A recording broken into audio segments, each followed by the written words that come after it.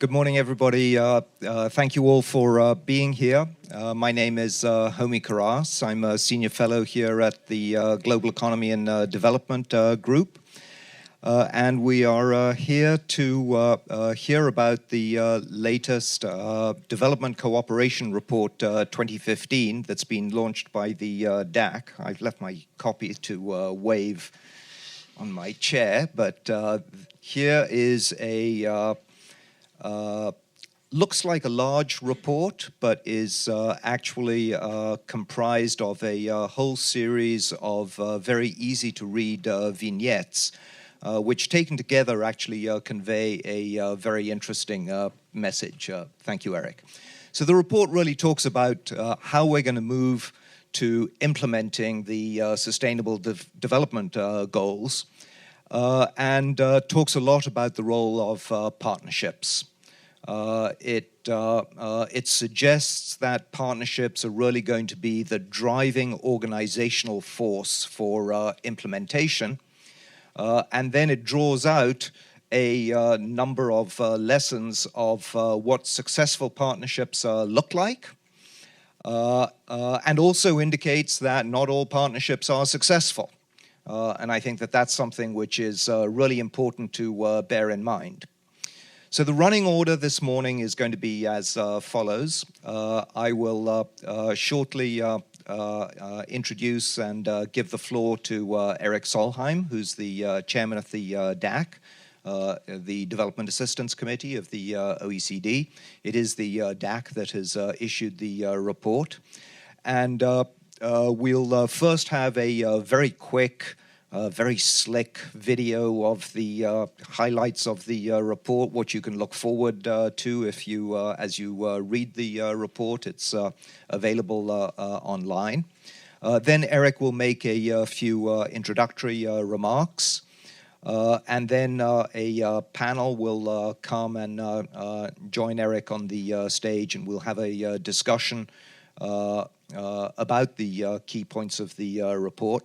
I have to tell you that in talking before we came into this room, there seems to be a little bit too much agreement amongst our panelists, and so I reserve the right to try to be a little bit of an agent provocateur to try to see if we can get some more heated discussion going.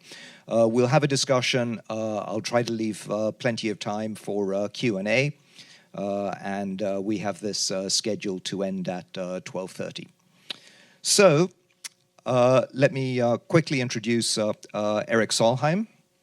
Eric Solheim is the chairman of the DAC. He's somebody who has taken the DAC from being a club of rich countries, although some of them aren't quite so rich any longer, but tried to make it into a much more inclusive club that actually talks systematically about how to organize development cooperation. And I would say that, over time, they come out with a series of reports, of peer reviews, of other processes to shape all these things that we talk about, like accountability and learning and cooperation, and try to give that some concrete meaning. Before coming to the DAC and what he brings to this position is his experience as a minister in Norway. He's the first minister to combine the environmental portfolios and the development portfolios into in one. Something that now seems obvious, but I think at the time was very prescient. He's one of the people who designed and led the big partnership that the UN has on the reforestation of degraded forest lands, UN RED and now RED Plus. He is a special envoy of the UNEP. He has several awards that he has won and he's been given, all of which are listed in the bio in front of you. But I think beyond all of that, he is really a strong leader and a strong force and advocate for more and more efficient development cooperation. So please welcome Eric Solheim. Eric.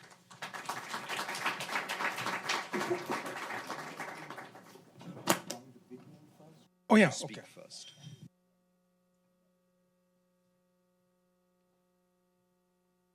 The Development Cooperation Report is a yearly OECD DAC flagship report that addresses important challenges for the international development community and provides practical guidance and recommendations on how to address them. The 2015 Development Cooperation Report, Making Partnerships Effective Coalitions for Action, focuses on the theme of partnerships. It looks at a set of 11 concrete case stories and draws out 10 success factors for effective partnerships focused on action on the ground. A lot of progress on addressing global challenges has been made by the international community over the past 60 years, but global governance has not kept pace with globalization. The need to cooperate and work effectively is more urgent than ever. The Sustainable Development Goals call for new global partnerships. The 2015 Development Cooperation Report proposes a new approach to partnerships. Part 1 of the report explores key conceptual approaches to partnerships, including the concepts of inclusiveness and accountability. Part 2 draws on the case stories of partnerships big and small from the North and South, private and public. Part 3 presents the profiles and performance of development cooperation providers with statistics on official development assistance from DAC members and other providers. The report identifies 10 success factors for post-2015 partnerships. These success factors provide a policy framework that will allow today's partnerships to effectively achieve the Sustainable Development Goals.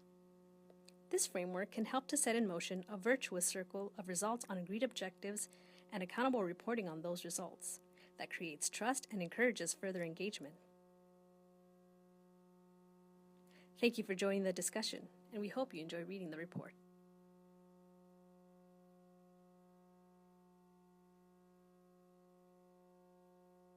The Development Cooperation Report.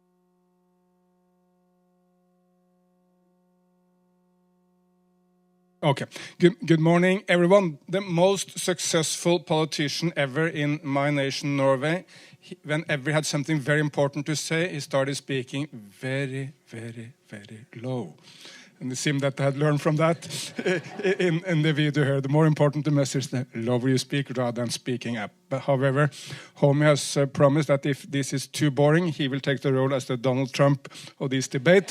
So let's see how that works out. Let me bring you into one of the, to me, very successful coalitions of the willing. That's George Bush term. I guess there are not too many Bushites here, so I won't speak about him. But coalitions of the willing, coalitions for actions or partnerships. In about 2007, the issue of how to conserve the world rainforest was completely stalled in the global climate talks. Not because anyone was opposed to the conservation of the rainforest, but because some nations wanted to use the rainforest as a tool to achieve something completely different in the climate talks. They wanted to achieve a compensation for reduced oil income in the case of a very successful climate deal, and they used a rainforest as a tool to achieve that aim. Then a few nations, of course, most importantly, nations like Brazil, Indonesia, Papua New Guinea, Congo, I mean some of the key rainforest nations, and a number of donor nations said, let's come together. We have a sufficient mass of nations who want to move ahead. There is no need that every actor on the planet is in agreement.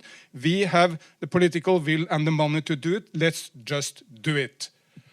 And it had enormous impact. Brazil has reduced the deforestation rate in Brazil with 80%.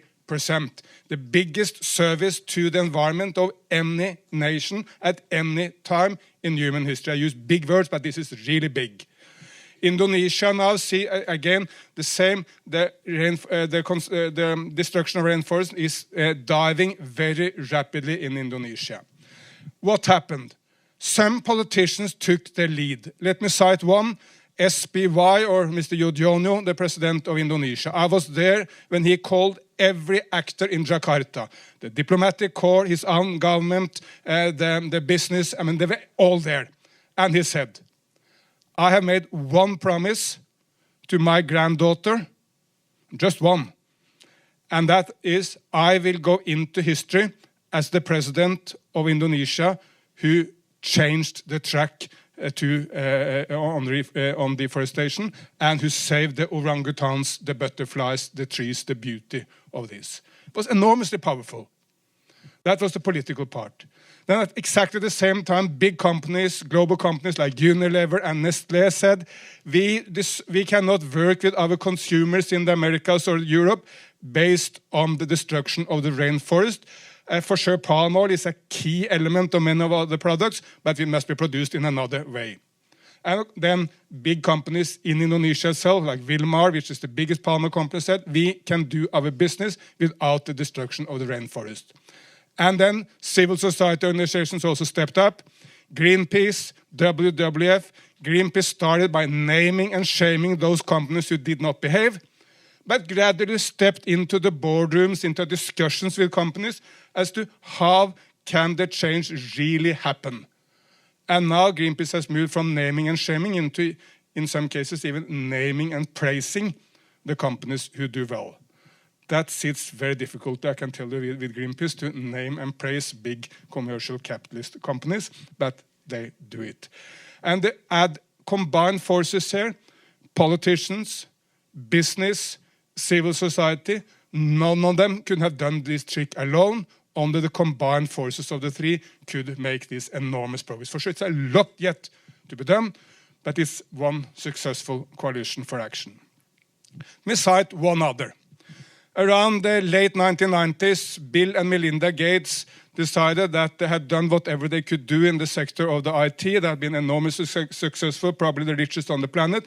They wanted to add to the legacy to do something enormously important to the world.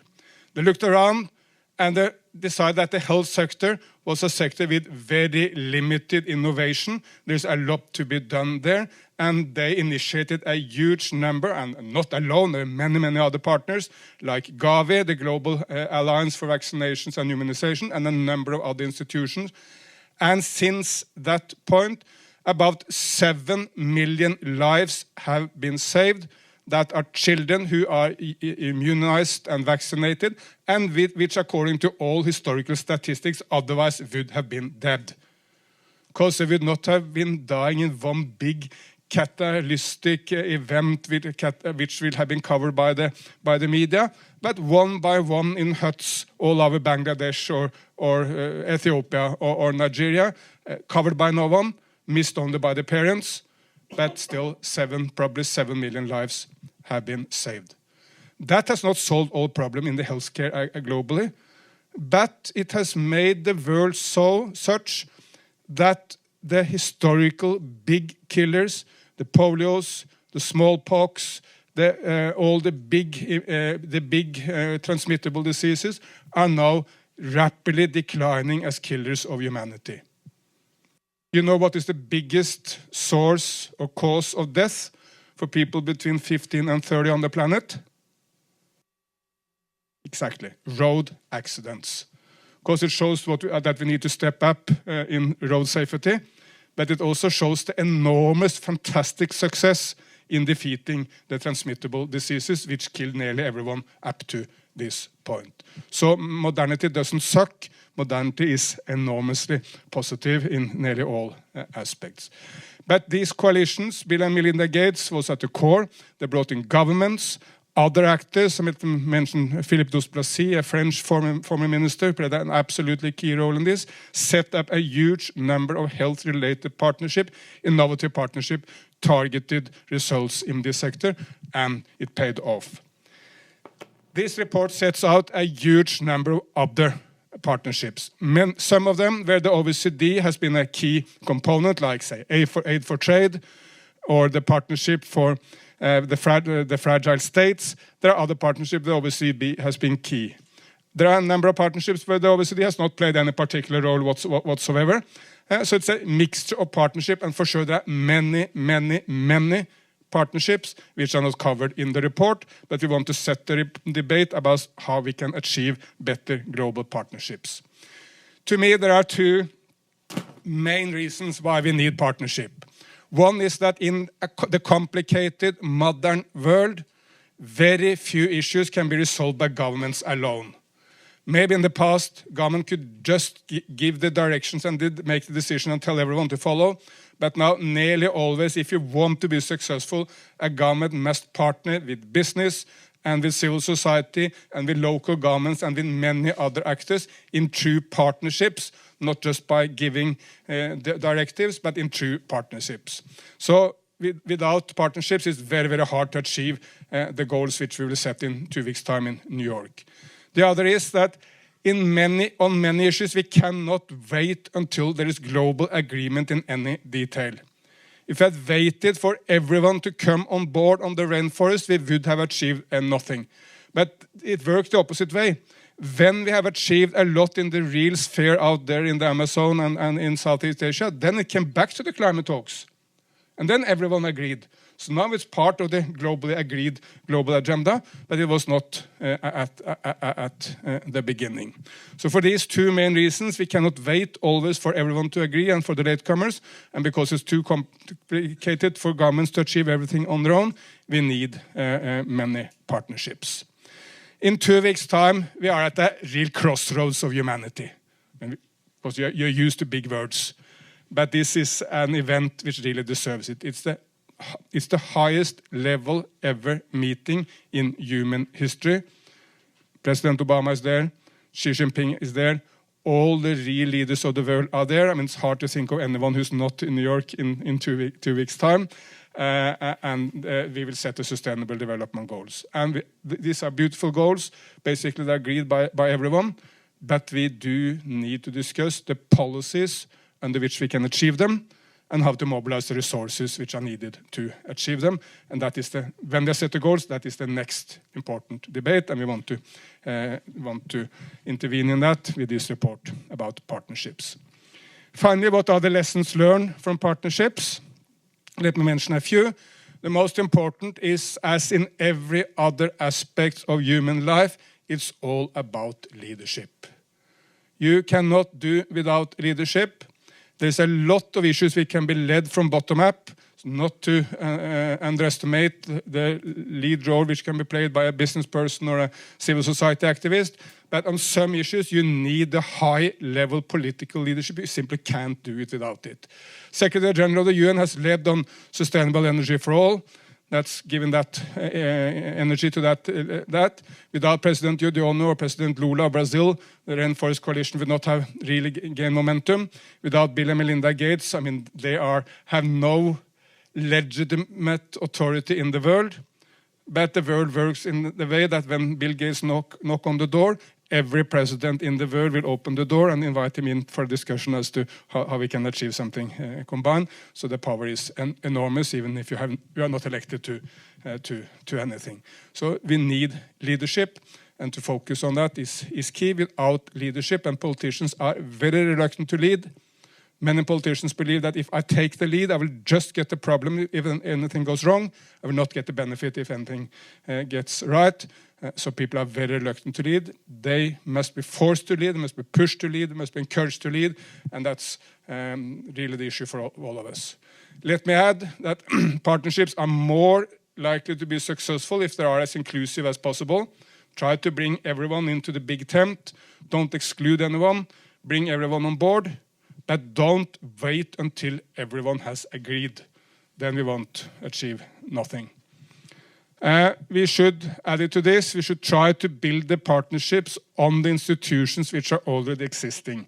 Let's not invent any new institution whenever there is a new issue.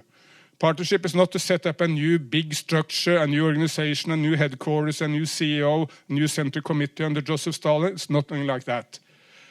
Partnership is the smooth working of the already existing UN institutions, of the World Bank, the regional banks, states, the Greenpeace, the WWF, all the other global, the Oxfams of this world, bringing them together. It will not be without tensions, obviously not, but to bring such coalitions together on the basis of what's already existing is much more powerful. In the Rainforest Coalition, we told the United Nations Development Program and the United Nations Environment Program, you work together, otherwise you won't get any money. That was the starting point of what's now called RED Plus or UN RED. We told the World Bank exactly the same: unless you work with the UN and UN work with you, again, we won't fund you. Because we need you to be able to work together, not have all the competition to achieve this great aim. But we didn't invent new institutions, we built upon what was already in existence. And finally, adding to this, inclusive partnership, leadership, and building upon what's already existing, I would add a strong focus on results.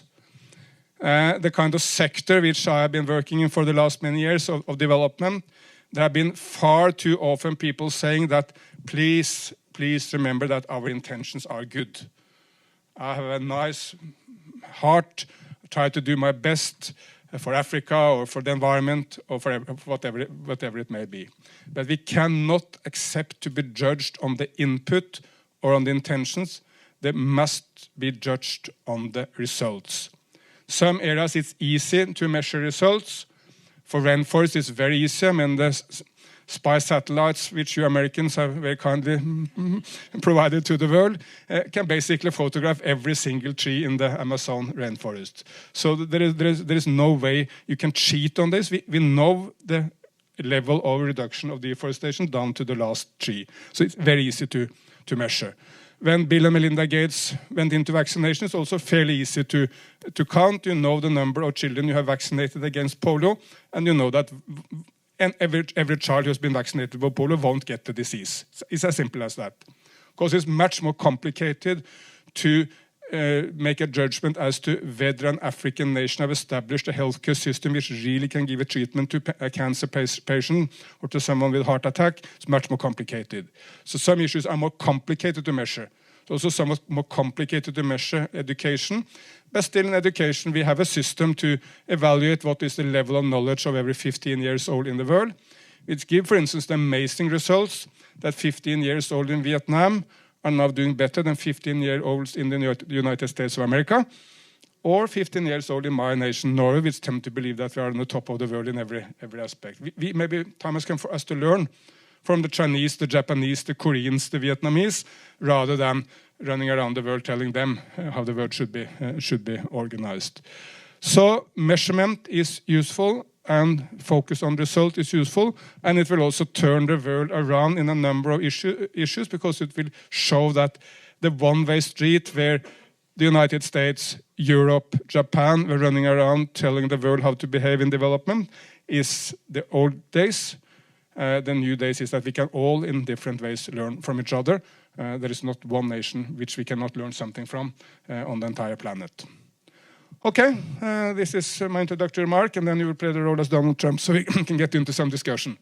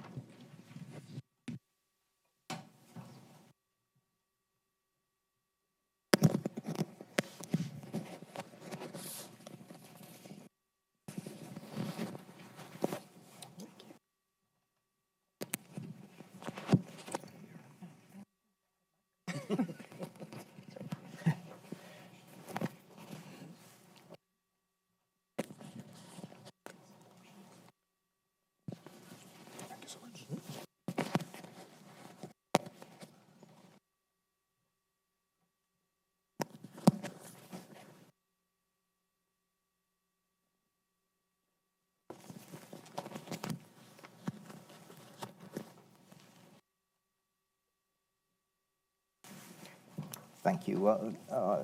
Eric, thank you so much. That was a wonderful introduction. Before we get started, let me introduce the rest of our panel. Sitting to the right of Eric Solheim is Elizabeth Cousins. Elizabeth is the Deputy Chief Executive Officer of the UN Foundation, but has been immersed in the issues of the Sustainable Development Goals for quite a few years, as she served as the U.S. ambassador to the UN ECOSOC which was in charge of this huge and very inclusive process of trying to actually emerge with a consensus on the goals, a process which I would say was not easy and not guaranteed of success until, as with most things in the UN, the wee hours of the morning on some occasions. She's also been the US representative to the UN Peacebuilding Commission. She was the Sherpa on the high-level panel on global sustainability. She was the vice president of the International Peace Institute. You'll hear peace a bit, and one of the things I hope we talk about is how some of these principles really apply in fragile states. At the end of the day, I suspect that this is going to be where all kinds of partnerships, all interventions, all development activities are going to have the most difficulty in actually achieving results on the ground. And so how we approach those kinds of countries, I think, will be quite interesting. At the far end is Alex Tier. Alex is the USAID Assistant to the Administrator for Policy Planning and Learning. He's the man who's really taken USAID and driven its new mission statement and vision statement to focus USAID on the eradication of extreme poverty. I think he's done this because of his experiences. He was director for USAID for Afghanistan and Pakistan for several years.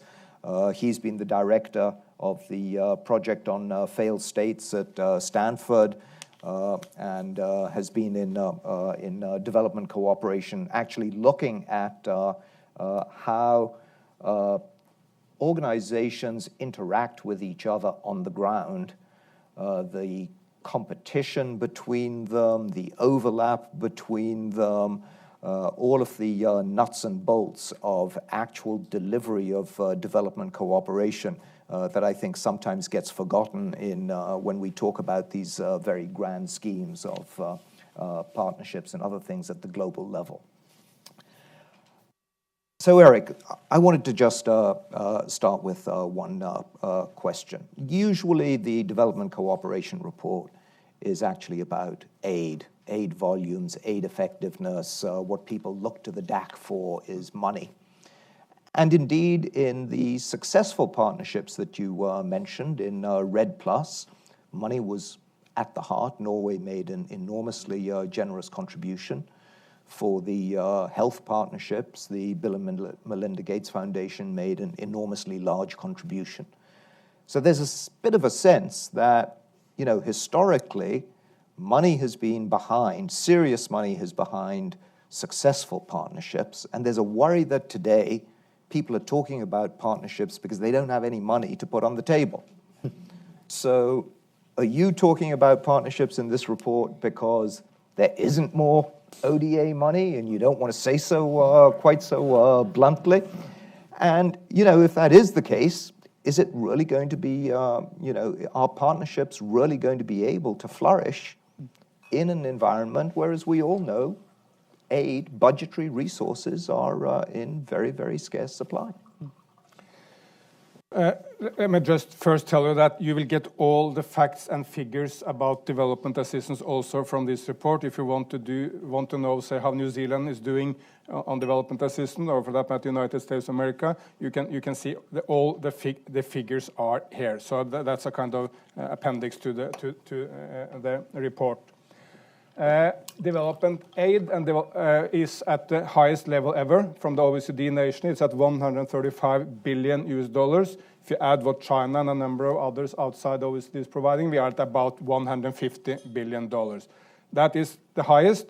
It's far below the expectations and the promises given by a number of our member states. They promised to do more, but have done so much that at least it's much higher than at any other point in human history.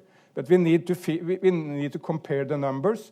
$150 billion for aid compared to, for instance, $20,000 billion, which is the expected investments in the world this year. So to me, it's a no-brainer to say that if the development assistance can be used to drive the private investment towards more green investment and towards more investment in the real poor, difficult states, that will have much bigger impact than the use of the development assistance as such. Let me just also add one comment about the relationship between money and politics. True, when we started the UN RED, Norway made a substantial economic promise. What's most interesting is that most of that money has not been paid. President Yudhoyono came to Oslo I then signed an agreement with his then Foreign Minister Marti, about $1 billion contribution from Norway to the rainforest conservation in Indonesia. Just a small fraction of that money has actually been paid, not because we don't want to pay, meaning Norway, but because the political and economic drivers have been much more important. It's the promises by the big companies which is now driving the agenda in Indonesia. Remember that companies who represent 90% of the deforestation in Indonesia has promised no deforestation by 2020. That's much, much more powerful than any amount of programs and projects which Norway could finance in Indonesia. Even in Brazil, the rapid Norway has paid a lot of money to Brazil, but also there, the rapid decline in the deforestation came first. And it happened because President Lula was not personally involved in the same way as President Yudhoyono in Indonesia. But President Lula put his best people, Marina Silva, who later became his rival, but she was the environment minister, and currently Isabella Teixeira, the environment minister, brilliant, good people with a big heart in this. On the computer, Isabella Teixeira, she would know the exact deforestation rate in every corner of Brazil. So if there is a deviation, within the pattern of gradual better practices, if there is a surge somewhere, they can intervene. So while the money made this kind of somewhat easier, the main driver of the process have been political decisions at the top level in Brazil and Indonesia, and decisions at the top level of business in the two society.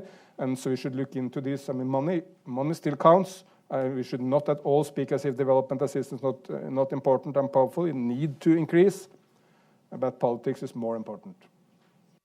So development assistance is a catalyst, politics is the key driver, and measurement is the key basis for action.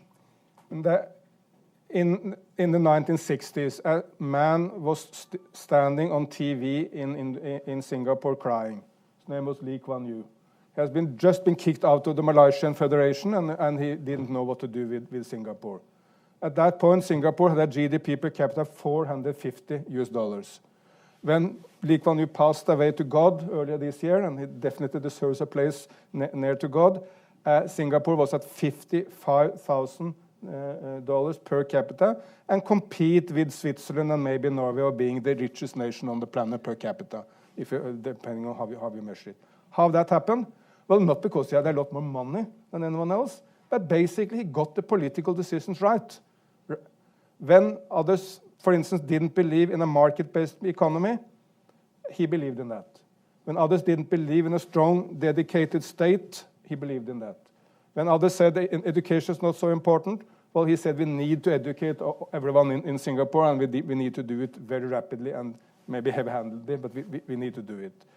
And I could make so many other examples. Obviously, if the Gang of Four still had been in power in China, and Deng Xiaoping had not taken the power there, China would still remain very poor. So politics is the center, but then it helps to have money. So, Elizabeth, the UN is the center of global politics. Do you see and feel the same kind of energy in the UN around this agenda of partnerships? Do you think that partnerships are going to be a real game changer in the development cooperation sphere? Well, thank you very much. And first, let me thank you for this panel. Thank you very much to the OECD for this report. There is so much of a sense of urgency as we go towards this summit about implementation, about action, about delivery results. And there has been so much, I think, genuine inquiry, questioning, interest in the whole question of partnerships. So having this document as a kind of baseline for how we think about the next phase of implementation is enormously helpful. And I want to thank you all for that. So your question about energy around the UN around this. I think first, just to say at a broad level, and I think everyone here probably knows this, there has been a truly unprecedented level of engagement and inclusivity in all of the debates around the agenda we're about to launch in September. It's not a secret to those of you who've been very closely involved in it, but I think it's really worthy of note. It's inclusive in the sense of all of the government's stake in it. So I was very much a part of the negotiations leading up to the proposal that now is on the table for the summit about sustainable development goals. Every single country in the United Nations was engaged in that process. And we actually were pretty efficient about reaching some shared agreement after difficult but genuinely, I think, mutually respectful, well-informed, and serious conversation over a period of time. Civil society involvement, business, et cetera. Millions of people around the world weighing in. So it's something that everybody knows, but I think it's worth saying and reinforcing because that contributes enormously both to the energy levels, but also to the expectations coming out of September. Are partnerships a game changer? Very possibly. I think we've already seen in many instances, Eric, you've given us some very compelling ones. I would point, for example, to sustainable energy for all. I'm not sure we would have an energy goal as Goal 7 in the Sustainable Development Goals if there hadn't been that series of conversations, coalitions built, analytical work done to pave the way for a really fruitful agreement around a kind of energy agenda going forward. I think all the benefits of partnerships are very well documented, thanks including to the report. I don't think it's the only issue about what will be a game changer. Politics is clearly a huge driver, enabler, et cetera. I think the issue of data, the issue of evidence is enormously important in being able to underpin any kind of way of organizing for implementation. And I think we have to be very alert to the challenges that are posed by collective action in general, whether they take the form of multi-stakeholder partnerships or not. In addition to leadership, the last thing I would say would be to point to the issue of strategy. I think we often talk about objectives. We talk about instrumentalities. We sometimes don't talk enough about strategy, and getting the quality, clarity of strategies right are going to be enormously important in implementation and delivery at the end of the day. Thank you, Alex. The U.S., I would say, for a very long time has, had the kind of size and ability to just get things done. So if you think back at some of the big development interventions, PEPFAR or, maybe even Feed the Future, there was this, sense of the U.S. actually being able to deliver something but without necessarily going through all of the trouble, if you like, of engaging with lots of other people, maybe partners inside the U.S., but not necessarily outside. Even if you think about Power Africa more recently, it's very much of a U.S.-led initiative. And yet, I see in lots of your strategy documents and other statements coming out from the administration, much more willingness and desire to participate in partnerships. So tell us a little bit about the U.S. thinking on partnerships. Well, again, let me join in saying thank you for doing this event. And for Eric and this report and his whole team who's been doing such interesting thinking. This is... We are like literally this week in the middle of one of the most interesting moments that I think development and thinking about development has ever seen. We had the Addis Summit just at the end of July. And we have this summit coming in New York and then one followed in Paris. And although we have all been, particularly in the last 15 years, collectively thinking about global goals, about financing, about development effectiveness. It has never really before, and of course climate, it has never really been the case that all of these things have been on the table at the same time. And I think the reason that that's so fundamental is that the conversation right now is shifting. I think that the most important thing to come out of Addis, and we've been building up to it, and it's not a new idea, but it's certainly deeply embedded both in what came out of Addis and what's going to come out of the new Sustainable Development Goals, which are universal, which are not just about wealthy countries paying for poor countries to have services for their citizens, but it's about a broader agenda, and that is that local ownership is ultimately the key to development, that development is owned locally, and in fact, it's always been that way, and that is the only way that it will ever be made sustainable, and it is certainly the only way in which we are going to ensure that we reach everybody with equality, basic minimum equality of opportunity. And the reason I say that in particular in response to your question, I think even if you look at the greatest development successes that we've had in the last couple of years, things like PEPFAR and providing millions and millions of people access to the drugs that they need to be able to survive that disease, or access to education, all of these things are founded upon the premise that ultimately they will be carried forward by the citizens who own their own societies, who own their own destiny, who are supposed to own their own government. And the ultimate path is one of graduation. It's one of self-sufficiency. It's one of citizen accountability for the state. And that is, I think, what was very powerfully acknowledged in Addis, what is in fact really at the heart of a lot of what this next round of development goals are really about. And so for us as USAID, I think along with the partners that we have first and foremost in the countries that we work in, but increasingly the much broader array of partners that we have in our initiatives, whether it's through the private sector, whether it's through philanthropy, which has become a major global player, and increasingly civil society organizations. Of course, we think of that often here, are NGOs at home who help, but of course it's increasingly those organizations in their own countries, as was true in ours, that are the keepers of the flame, that drive development, that drive the politics and drive the reform, that make true sustainable development possible. And so for us, the only path to some of these goals is really through an expanded understanding of partnership, of which finance is clearly an important part of it, but I think it's much deeper. So we have really come to invest in and believe in this idea of ending extreme poverty.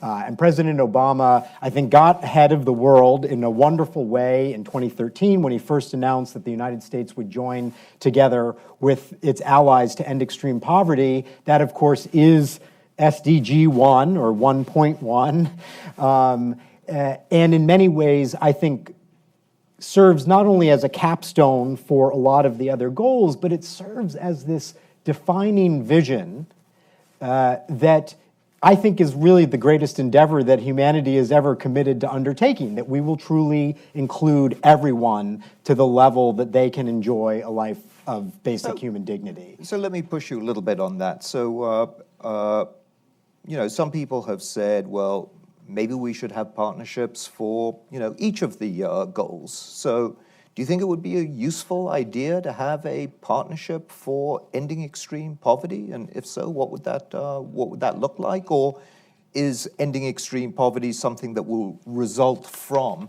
many of these other partnerships that are already in place?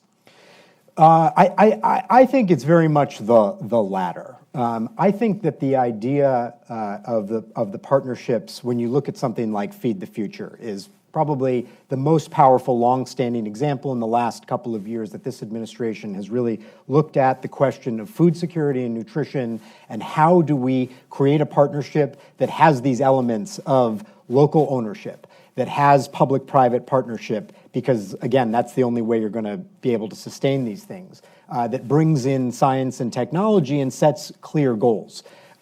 Those are elements of a partnership that works. And I don't think that there is one formula. I think some partnerships are very small scale and targeted towards things that are needed in a particular environment. And I think others are useful for generating a broader consensus and bringing others in who maybe haven't been working so much on development. So I don't think that there is a one-size-fits-all formula, although I do think that there are some very valuable principles that come out of this report and come out of the work that we've been doing. I think that the other thing that's critical in answering your question is that these partnerships have to be mutually reinforcing, right? It is wonderful to think about ending polio and ending malaria, creating an AIDS-free generation. But one of the things I think that's most important that we've learned from PEPFAR, particularly given the scale of it, is that you can't see those things in a vacuum. You have to see the ways in which they support other critical elements of the agenda. So governance is the obvious one, right? If you're not building strong institutions, if you're not doing health system strengthening, if you're not thinking about domestic resource mobilization and sustainable finance, those things are not going to, they're not going to work in the long term. Similarly, we've just gone through this challenge in a number of the African countries where we're doing strategic planning like Nigeria, and there is a lot of work to do on PEPFAR, and there's a lot of work to do on extreme poverty, and so we're trying to get our teams on the ground who are crafting these programs to think about how they intersect. How are the areas geographically or in terms of the populations that remain mired in extreme poverty, and those areas that overlap where we need to be doing more work on PEPFAR and malaria and so on? How do we bring those things together so that we can further both ends simultaneously? Great, thank you. So, Elizabeth, I mean, here's a description of lots of partnerships, but we don't need them for everything. When you look down the list of goals and you think about the partnerships that are already in place, some are obviously doing much better than others. Are there any that stand out in your mind as being either places where it would be useful to have new partnerships? And there's been some talk, for example, about new partnerships for data or strengthened partnerships. I know many people have called for a strengthened partnership, global partnership in education. Which of these sort of stand out in your mind as being places that we should really invest in? So I'd say two things. I think first, just to reinforce a point of Alex's, that we're talking at least about partnerships at two very different levels. One is about the practical forms that specific problem-driven partnerships may take to get certain things done in the world. Underneath that is a much deeper premise about cooperation, about constituencies, about accountability, that is about partnership, I think, whether it's with a large or a small p. And I think it's worth keeping both of those in mind. They often get conflated and intermix in conversations like this, but both are fundamentally important. When I look at the landscape of partnerships in the first sense that are out there, and they do take a very diverse set of forms, functions, et cetera, and that's important also to keep in mind. I mean, there's an obvious depth and maturity of partnerships in some areas, notably health. I think education is another, and there are quite a few others. New and interesting areas, some of the cross-cutting areas where it's really a kind of new field and new terrain for bringing very different constituencies, actors, resources, ideas together. Global data and data gaps in the data revolution is one of those. But I think it's worth separating out two kinds of conditions. One is where we know what we need to do, we know what the tools and instruments are to do it, but they're sitting in different places with different institutions, and you need to bring, or different actors, and you need to bring those together around some very purposeful action and a vehicle to drive it forward. There are also areas where maybe you don't know what you need to do, so you have to really think about what the strategies are to get there, or you have a sense of what you need to do, but you don't yet have the instrumentalities that you need. And so you raised the issue initially about peace, fragile states, conditions of that kind of volatility and vulnerability. Alex, you did as well. That seems to me to be a terrain where I'm not sure it's a partnership deficit we have, but I think we do have some deficits we as a global community and thinking in various forms need to grapple with, which is how do you really address those deepest last mile issues, which by and large occur in those contexts. And I think we have a bit of a strategy deficit at the moment, and a bit of a tools and instruments deficit, and resources certainly, that we really need to think hard and creatively about how you then structure that around some form of partnership is a next level question, but to me the strategic one in that instance comes first. And so I hope there's some good and creative thought in particular in that area, which frankly plays out across the entirety of the SDG agenda, because it's where those issues play out, and particularly for the most vulnerable. So I think one of the things, Eric, that partnerships are starting to do is actually innovate. And Elizabeth was just saying, well, there are many areas where we don't really know what to do. What do you see partnerships as being sufficiently flexible to be able to innovate, to renew themselves? I mean, some of these partnerships are actually quite old. They do get locked into certain ways of doing things. What can we do to make sure that we get both the innovation and the real honest lessons of evaluation and best practice that we can share? That's of course also normal in humanity. I mean, the world are full of presidents who were very successful in their first 5 or 10 years, but who may not be as successful when they lasted for 30 or 40 years. And you can say that you see the same in business also. The ability to innovate and do something new is a key component. Of course, partnership is exactly the same. If they start becoming more bureaucratized, it's more difficult. But if you look to the two partnerships I just mentioned, obviously, the Gates Foundation and other institutions were very innovative in finding ways to do the vaccination program. That has not been done at that scale up to now. In the rainforest issue, I mean, it basically changed the track while we were walking. In the beginning, we thought money would be the key issue. Later, we tend to believe that the key issue was absolute political dedication at the highest level, and to bring business on board, because the one day Nestlé and Unilever and Wilmar and April, which are Indonesian companies, say we won't do deforestation. We promise to our customers that we won't do deforestation. That's enormously powerful. True, they may sometimes be cheating as everyone else, but then we have the civil society and media and others to try to go after to expose that. If you ask for partnership, let me mention at least one. I think we need. One of the Sustainable Development Goals is about the oceans. We definitely need some similar partnership for the oceans, similar to the Rainforest Coalition. There is basically nothing of that. There's a number of individual acts. I mean, President Obama, for instance, had dedicated some huge protected areas in the Pacific, which is brilliant. But we need a global coalition to really focus on this, the protection of the coral reefs, the protection of the fish resources, to fight the acidification of the oceans, which is one of the main effects of climate change and very little talked about because we don't see it. So we really need a global coalition to protect 70% of the surface of the Earth, just to mention one.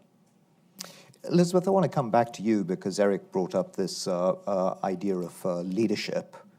And leadership is not always the word that springs to mind when the United Nations or the World Bank or some of these other big multilateral bureaucracies are kind of called in.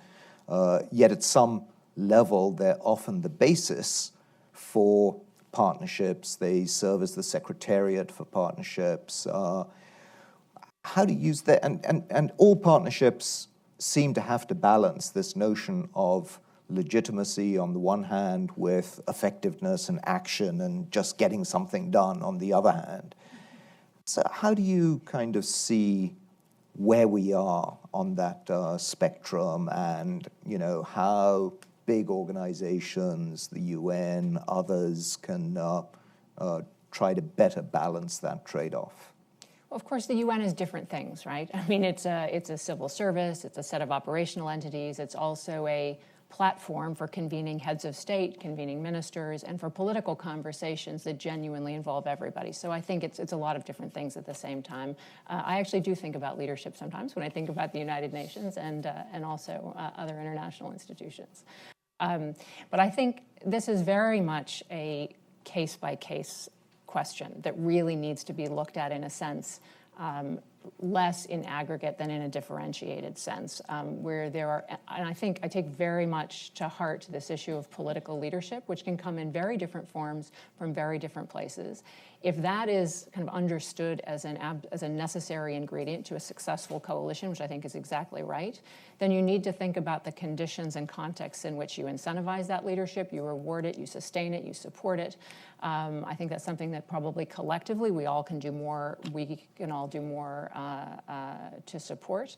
But that will be something that is again, very much case by case. I would say that I think under this Secretary General, who has made kind of multi-stakeholder modes of action pretty central to his own concept of how you do development, starting, and some of the ones that we certainly have worked the most closely on, Every Woman, Every Child, Sustainable Energy for All, were very much driven by his personal leadership and very much with an open door, I think, in other quarters, who understood the value of cooperative action around some very big ideas and commitments.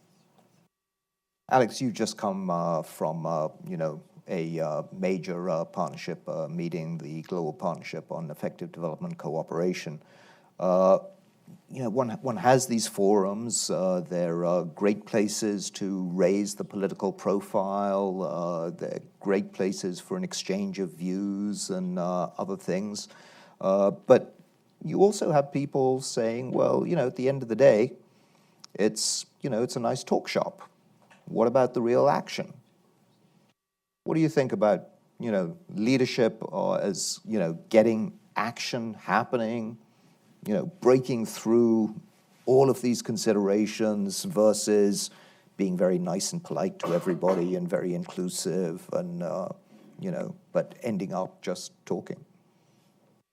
Well, I think that the nice part of being part of an organization like USAID is that ultimately we are measured by the results that we get on the ground.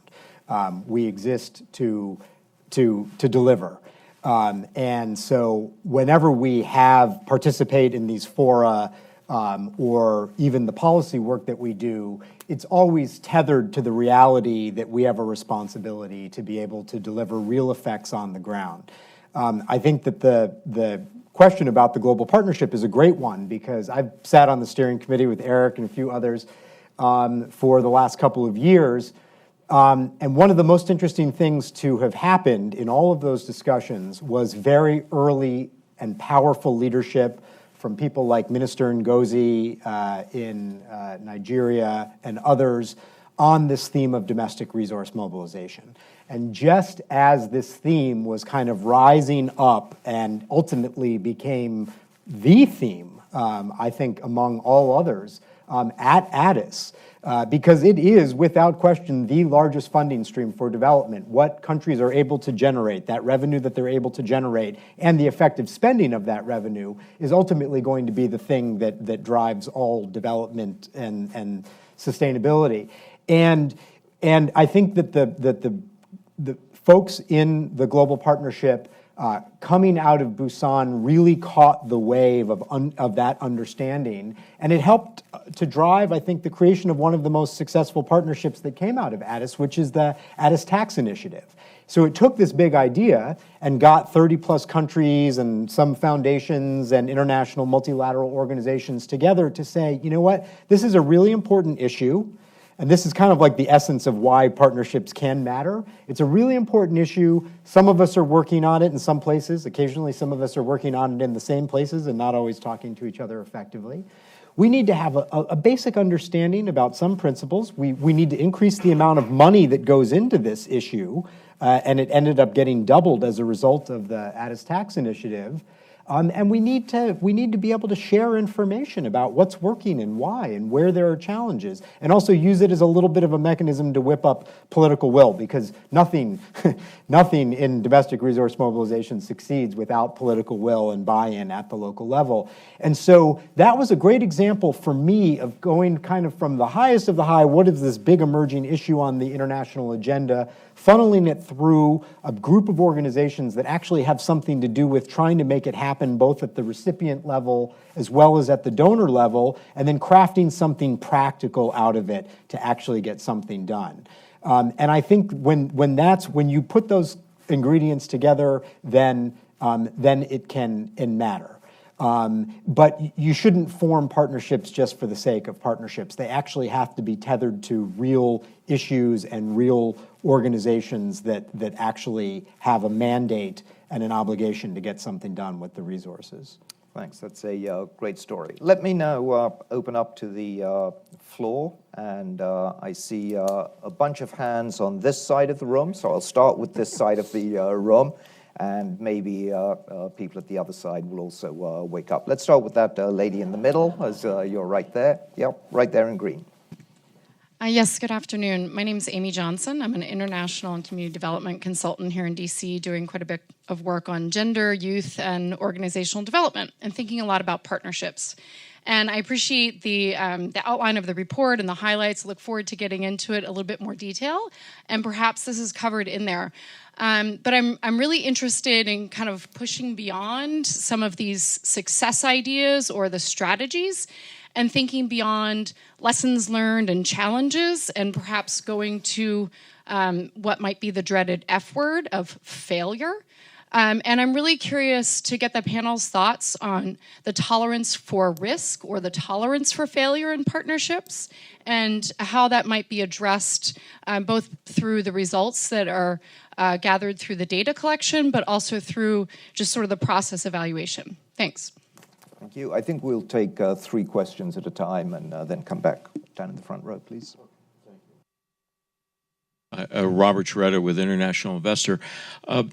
The world's been riveted by some of the refugee crisis in Europe lately, and we're taking a special look at another side of it, which is immigration and migrations around the world due to economic and environmental factors rather than conflict. Is there a case to be made that if we don't assist some of these nations more effectively with foreign aid programs, partnerships, whatever it might be, that we're apt to see more economic and environmental migrations because people are just forced to leave their lands? Thank you. And behind you, please. You can just pass the mic. Yeah, thank you. I'm John Coonrav at the Hunger Project. And Elizabeth, I want to address the point you made about a deficit of strategies and what I think I heard you talk about. From our perspective, ending extreme poverty and hunger really depends on community-level institutions. And having goal 16 of building responsive, participatory institutions, civil, governmental, private sector, at the community level. And this commitment, and I think a real missing alliance, is an alliance for the art and science of community-led development, of building those institutions. And I would just like to hear your reflection. We're trying to build such a movement. We're finding some resonance, but it's going to need, as Homi said, some real political leadership and some real clout, because there's just, from our perspective, way insufficient attention to building community-level institutions, because they hold everything together. Okay, thank you. So, Elizabeth, as that was directed squarely at you. Sure, I'll happy to start with that, and then also pick up a little bit on the risk and tolerance for failure question. So, I mean, I think the questions that we were trying to grapple with in what is now Goal 16, peaceful, inclusive societies, and the kind of institutional foundations for getting development done in a way that's inclusive, fair, and impactful, I think speaks to the community level of institutions and community-led development. It also speaks to other levels of action that are also required, national, regional, and so on. I think the larger question to me, and to me it's a profound accomplishment to have embedded as rich an agenda as it's expressed in that goal, and also has connective tissue across other goals in the framework, which is, again, an important, I think, corrective for us all to think about when we think about goal-by-goal action, to remember how much connective tissue is across. But it's a very, very rich agenda, which I think creates real ammunition for citizens, organizations at lots of different levels, lots of tools for action and mobilization. I don't think it quite speaks to some of the limitations we still have, certainly at the global level and in international institutions, in terms of the instrumentalities we use to assist, support certain kinds of action. And I think, I mean, this goes to questions about how you spend ODA. It goes to timelines for disbursement of official assistance. It goes to risk tolerance, actually, because if you look at where both the nature and the kind of location of some of the real institutional challenges and governance challenges. Engaging in those issues over time, they're often generational investments and cooperation that needs to happen. The timeframes are not always geared to the way we organize ourselves, and you have to have a pretty high tolerance for risk. And you can't always measure results as readily as you would like. So I think there's a whole set of questions around how to be serious about that agenda that is very advanced compared to where it was 25 years ago, but still probably has room to go. And I see a lot of energy and desire to sort of speak to it in various ways, which is exciting. And then just as to pick up briefly on the risk tolerance for failure, I think it's very, very important, and you see in the most successful, I think, expressions of partnership and collective action, to build into the beginning mechanisms for learning while you go, seriousness about evaluation, metrics for thinking about it. You won't know every measurement at the beginning, but really build in the investment in those tools and the inflection points to be able to make course corrections and to invite stories of failure as well as success, and to reward people for candor about where you fall down on the job, because that's life. Everybody makes mistakes. You learn from them. The important thing is that you do that. And I think really being able to build in learning and evaluation into all of our actions and processes are going to be extremely important over time. Thank you. Alex, would you like to take the question on migration and sort of development cooperation as prevention, to paraphrase a bit Sure. And maybe to tie back to something that Homi said at the beginning about the critical nature of our work in fragile states and challenging environments. There's no question, no matter what way you look at the world, if we're going to achieve the objectives that are being laid out in this agenda, they are going to have to take place in environments that face multiple challenges, whether it's extreme weather or corruption or conflict. There are going to be challenges, and I think that this gets both to the migration and the risk question, because of course, the risk is highest in those environments. And if the need is greatest and the risk is highest, the only math that I can do is to suggest that we're going to need more tolerance for risk in the creation of the partnerships and our investment in these environments if we're going to be able to make a difference. Unfortunately, I can tell you from very direct and repeated experience that this is not necessarily a town that applauds us taking a lot of risks with our taxpayer dollars and foreign assistance. And I think that there needs to be a serious dialogue about that, because I think that the ultimate metrics of success will demonstrate that there is a high risk-reward ratio, but that means that there is risk, and sometimes you have to be able to accept the failures. And if we, the sort of compact is that if we can be truthful, because we are so much more intensive about both evaluation and transparency these days. If we can be truthful about the experiences that we're having and what we're doing to correct the problems that we find in exchange for greater tolerance of risk, then I think that will not only allow us to do more, but critically it will allow us to bring in more partners. Because a lot of what we need to do in these environments is actually around risk reduction. Because there are a lot of, I found from my direct experience in places like Afghanistan and Pakistan and DRC and some of these environments that we're working in, there are a lot of actors that are interested in being engaged in these places, but you have to be able to address their risk, whether it's physical, fiscal, or reputational, in order to be able to do that. And I think that this links so closely with the migration problem. I don't know how to separate, the economic causes from the environmental causes, from the conflict causes. I think we learned that very powerfully ourselves last year in our own migration crisis with the unaccompanied minors coming from Central America.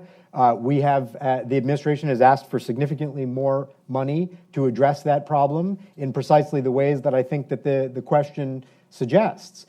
We saw what was happening that was driving this out-migration, and we have committed to doing more, not only directly for children, but particularly looking at some of the economic and social causes that were leading to the high levels of violence, or still unfortunately leading to high levels of violence that are driving some of that out-migration.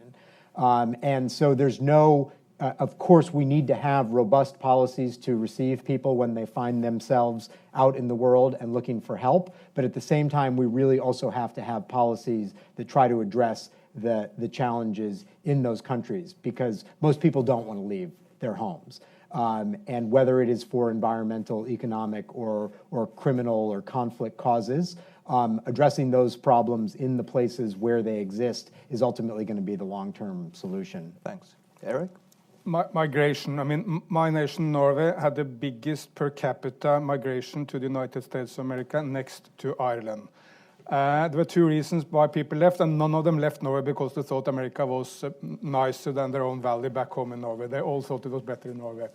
But they left for two reasons. They wanted to be able to serve God in the way not decided by some priests in Norway, but in freedom here. And they went because they thought they would have a much better economic and social life for themselves, but maybe more importantly for the children and grandchildren if they went to Minnesota or the Dakotas. And it happened to basically be right.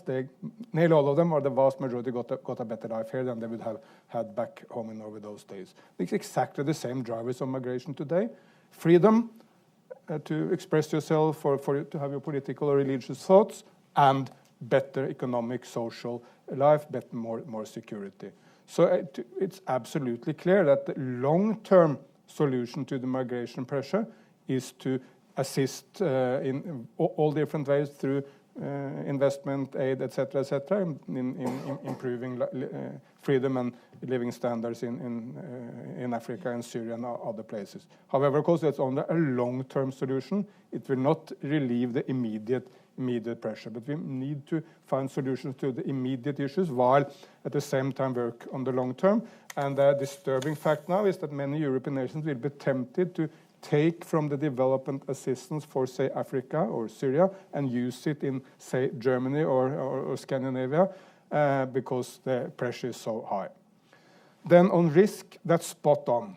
I mean, we had Hillary Clinton, as far as I understand, in the other room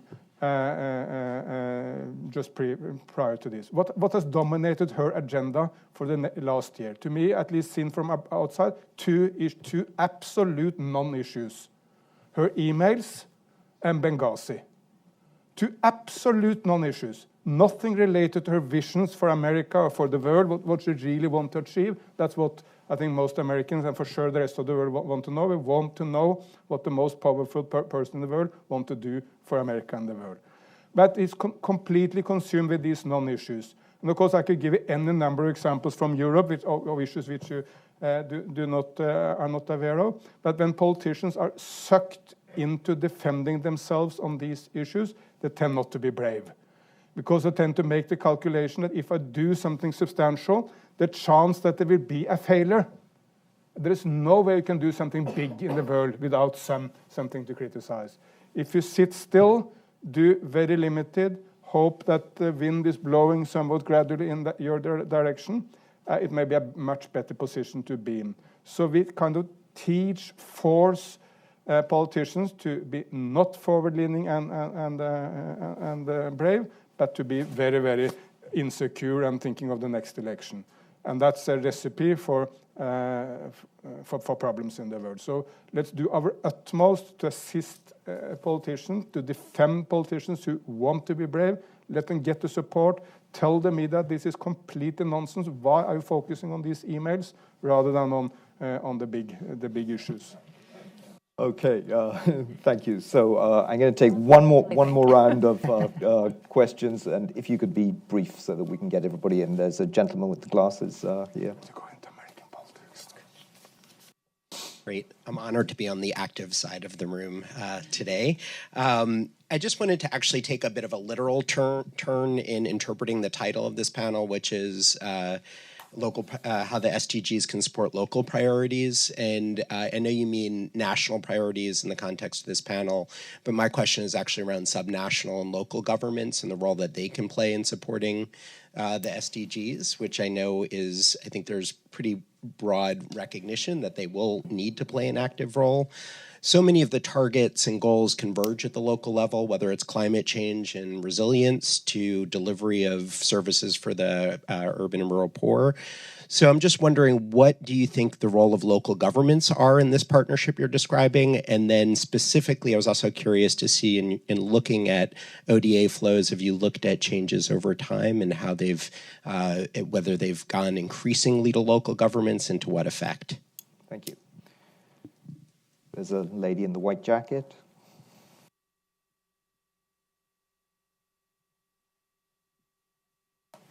Thank you. My name is Uzma. I'm working for the World Bank. I have two questions, and both may not be very much liked by the people here, but just playing a little bit of devil's advocate, One, please. Question. Okay. Indonesia in 1997, 96, before the crisis, had around 17% of people living below poverty line. And after the crisis in 1998, it was having 24% people living below poverty line. And by 2008, it went back to under 16% of people living below poverty line. I'm wondering that in your report, in fact, at your column, Eric, you mentioned, and we know this figure, there are people, more than 1 billion people living below absolute poverty in this world. And most of these people are living in very, very poor countries. Do you think environment or deforestation or these priorities are equally important for these poorest of the countries as well, where they have bigger issues to tackle, for example, eliminating poverty? Thank you. Gentleman at the back who's waving. My name is Yaya Fanusi. I'm with United States of Africa 2017 Project Task Force. I do not ask questions. I just make a statement, less than 2 minutes. And if you're smart, when you go to your offices, you think about it. Just with regards please, to Africa, seconds. with regards to Africa in your development, I've not read the report yet. Did you at any time figure out, talking to the African multi-billionaires and millionaires who are creating jobs, what do they consider to be the major structural impediments to capital formation and expansion? From our survey, they said the political divisions in Africa. They want the political countries that they exist to go. That's why they are supporting us to create the federation. Thank you. I'll take one more question. Right here, pink, orange. Thank you. My name is Noelle Schroeder. I'm with Women Thrive Worldwide. I wanted to come back to a statement that you made, Ms. Cousins, that the SDG process was inclusive because it included all member states. Do you feel, now that we're talking about partnerships and coalitions that include partners across all levels, from the community level to local government, civil society, private sector, et cetera, do you feel that the process was inclusive in that fashion? And how can we make the process more inclusive, especially including community-led development for the implementation? Thank you. So I'm going to go back to the panel, and you can pick up any of these questions, but if you also would just, if there are any other thoughts that you want to leave with the audience, this is your 1 minute to do so. Alex. Maybe I'll just pick up very briefly on the first question about subnational actors. I think that there is growing recognition, whether it's states or cities, that subnational government is an absolutely critical actor, both because they are often closer to the ground. The problems that we face, I gave the example of Nigeria before. I mean, Nigeria has problems all over the place, but some of the states in Nigeria, which are both very populous and have upwards of 80% of the population living in extreme poverty, you have to be able to deal with some of those challenges at the subnational level. And I think that that's something that we are getting better at. And I would add that it has been the policy of USAID for the last couple of years. I'm sure many of you are aware that we committed to tripling the amount of resources that we spend through local institutions. And I just want to reiterate, as we continue on that path, the reason that we believe it's so important is because ultimately local institutions, whether public or private, governmental or non-governmental, are going to be the long-term drivers of change and reform in their societies. And those institutions having the capacity and the wherewithal to do everything from simple organizing and the accounting to the big work on policy changes is absolutely fundamental for their sustainability and longevity. And that's been a very hard push for us as an organization, and it requires a lot of work on capacity building. It requires a lot of confidence building, both at the national level and here at home. But I think that the results are absolutely demonstrating to us that if you are going to create long-standing partnerships, that you have to be able to do it with institutions at the local level. The only other thing that I will add, because I'm very excited about it, and it's related to this, is that USAID has just completed and will soon launch our first ever vision on ending extreme poverty. And this is a document that does three things. First of all, when we changed our mission statement a year and a half ago to focus on ending extreme poverty, of course, everyone clamored to say, well, what do you mean by that? What is your definition? And so we've gone to a lot of effort to create a definition that we think speaks to the challenge. It also includes a theory of the case. What do we think it's actually going to take to end extreme poverty by 2030? And then the third part, obviously critically for us, is what are we going to do about it? How are we going to invest? How are we going to focus? How are we going to measure in such a way that over the next 15 years, we will be able to really draw upon our resources and drive that agenda? And so I think it's a great thing for us. It very much speaks to this need for leadership and vision, but that's going to have to be translated into reality. And partnership starts at home. I know that many of the people in the audience here are our partners, both intellectually as well as on the ground. And we thank you for that engagement and invite you as we launch this strategy and move past the SDGs into implementation to really be our partners in figuring out how to put meat on the bones of all the things we've been talking about today. Thank you so much. Elizabeth. Perfect. Well, I'll pick up on the question about inclusivity. So I think empirically, there is no question but that the last few years have been more inclusive of other stakeholders as a UN process, the various conversations, the high-level panel processes, the open working group process, all the conversations that have ensued, the millions of people who engaged online in various forms, civil society groups, business community, scientific and research institutions. Was it enough? Absolutely not.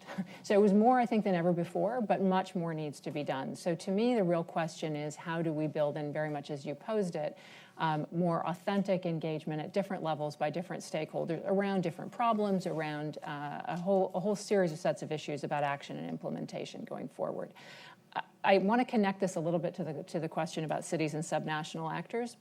Because I think one of the things we do need to think about, especially over the next, let's say, year to year and a half, is time. So there's a tremendous urgency about implementation. We need to set up architecture, we need to move, we need to move money, action, resources, et cetera.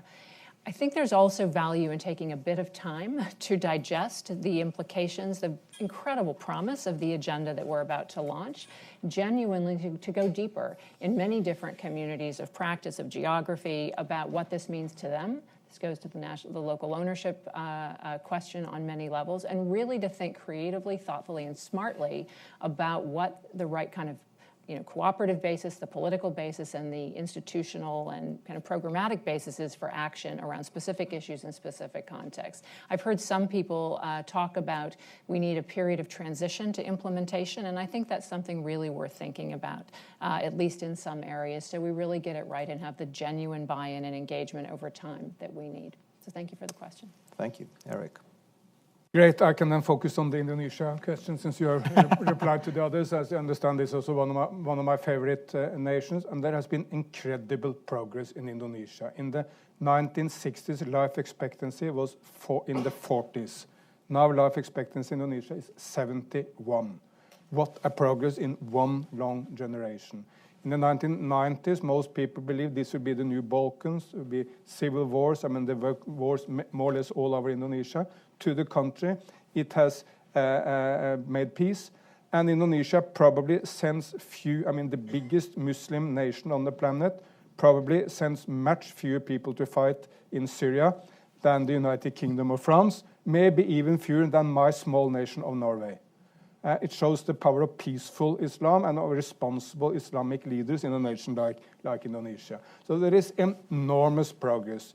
Unfortunately, there is no need to destroy the rainforest, for that to continue, simply because so much is already deforested that the palm oil companies, the timber companies, but also all the smallholder farmers who may be the first people to drive some of the deforestation, they can all get their business done, feed my family or make my profit in land which is already deforested. I mean, there is 6 times more deforested land than you need for any of this to happen. So fortunately, there is there is no need to do that, to bring people out of poverty. And also remind yourself of the scale. Indonesia is the 4th biggest nation on the planet. There are many more people living in Indonesia than in all war zones on the planet combined. Many more. So when Indonesia, I mean, it's basically hidden. Very, very rare that there is any articles in global media about this fantastic success story.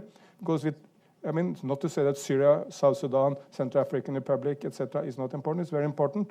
But many more people are successful in Indonesia than those now suffering in the war zones. And then finally, one question which is related to this. I mean, I agree basically underlying what you say. We have 17 goals.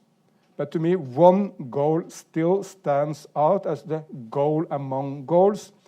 And there's no accident that that's goal number 1. To bring everyone out of extreme poverty on the planet. And here we need maybe some new coalitions. We need at least some new thinking. Because up to now, we have brought people out of poverty globally basically by economic growth. Deng Xiaoping in China said, someone has to be rich first.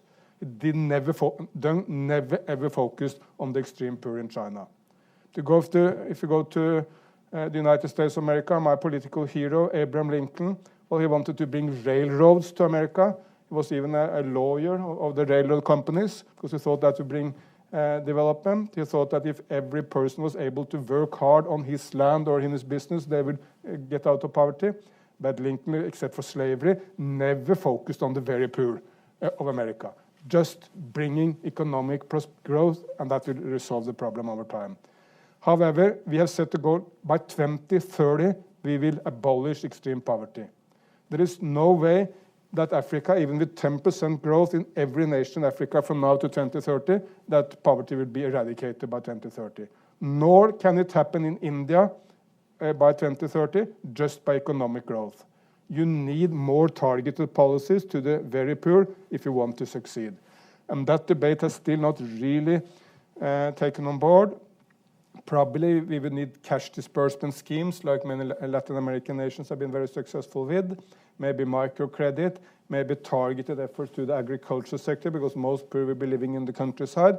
But at least we cannot do the trick by 2030 just by economic growth. Not to say growth is not important, it's very important, but we need to add targeted policies. And one quote at the end, we also need the dedication. I said Lincoln is kind of my hero. One of his most quoted remarks was the following: if slavery is not wrong, nothing is wrong. And I think we need exact same clarity of purpose now. If extreme poverty is not wrong, what in hell is wrong? Thank you, Eric, and thank you for bringing real passion as well as hard-headed analysis into this discussion. So I'm not going to try to summarize, but I do want you to take away a few words that have come up repeatedly in this conversation. I think the paramount emphasis that was put on politics, leadership, and ultimately on local ownership as really being ultimately the key factors for success. And I think every one of the panel members talked about it. Second, I think that there was a real emphasis that aid is at best a catalyst, something for innovation. Of course, in selected countries, it plays a very important role, but one should neither overestimate the importance of aid nor undersell its value. So it's one of the toolkits but only one. And I think the excitement today is that we're really broadening that through these partnerships to include many other toolkits. We need to have much better results and data if we're really going to take action in a meaningful way. And then last, and I think this is something that we haven't really come to grips with, is how do we get politicians to accept more risk, to be bolder leaders and take on more risk? Because in this great endeavor that we are trying to implement, risk is a major factor. And that we don't seem to, as yet, have really cracked that nut. Maybe through partnerships we'll have more risk mitigating instruments, but as yet we haven't really seen that come to the fore. So please join me in thanking our incredible panel. It's been a fantastic discussion.